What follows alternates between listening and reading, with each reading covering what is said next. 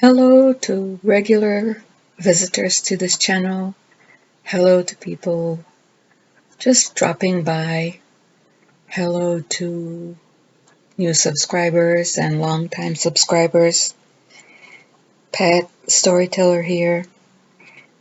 Reading today from my self-published ebook titled In Through a Colored Lens. That's why the website is In Through a Colored Lens Storyteller, because at first it had been set up to promote my ebook, which by the way is still available on Amazon. And then because I shifted into storytelling, I simply added storyteller. In any case, please stay with me while I read one of the pieces that is part of the compilation. The compilation is really taken from columns I've written over the years for newspapers. In any case, here we go. This one was published January 20, 2005, but the contents remain relevant. Here we go. After the shock of the December 26, 2004 tsunami tragedy in South Asia, Southeast Asia, and East Africa had worn off and reality took hold, and some asked, how could God make this happen? The reasoning goes that God, being all-powerful, could have stopped this from happening. Therefore, why didn't he? A friend suggested that perhaps the question is misleading, that in the first place, God didn't make it happen. She said, asking the question is like asking why God didn't stop Hitler during World War II. Rather, that when such things as natural or man-made disasters occur here on Earth, as they have since the beginning of time, we pause to become aware of acts of God in the midst of it. We can focus solely on the evil that was Hitler, but shouldn't we also keep in mind the countless acts of selflessness by the many who risked their own lives to save others?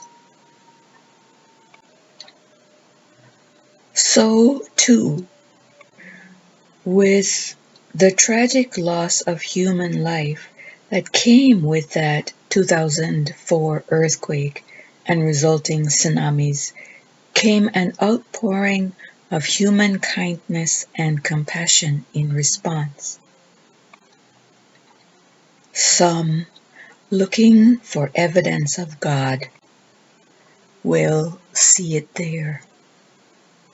For many, it takes some effort to find a personal relationship with God, the Creator, the great mystery. We try in all earnestness to define God, and yet, ironically, by trying to do that, we end up limiting the undeniable. We are told from childhood in our places of worship that God is kind, loving, forbearing, patient, vengeful, wrathful, terrible, and so on. Then we are told that we must believe all of this. When life experiences do not match the things we have been told about God, some lose faith because the God we have been taught about does not live up to our expectations. We make our own God idols and feel let down when they don't do what we want.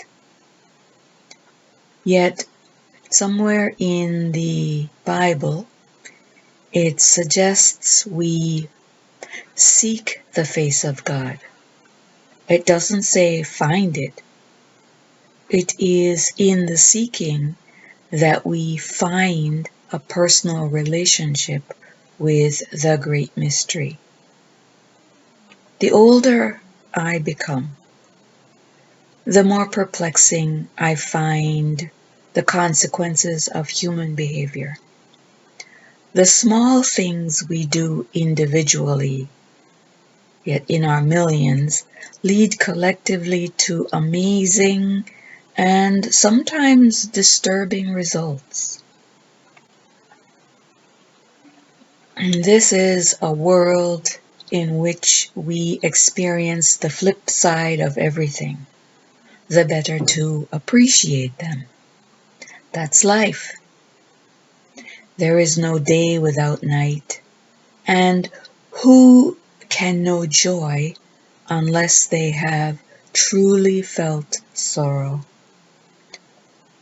or freedom without the loss of it? When the world experiences overwhelming disasters, such as that December 26 tragedy, individually we have a keener appreciation of our own lives. We begin to find more precious what we ordinarily take for granted. Homes and family members still with us. We see that we have everything we really need and so much more. So instead of asking, how could God make this happen? The question becomes, what would God have me do now? The answer is clear from the actions of the many who give what they have to those in need. If another such disaster were to occur tomorrow, God knows people would find it within themselves to selflessly reach out and do whatever was needed to help each other yet again. Count on it.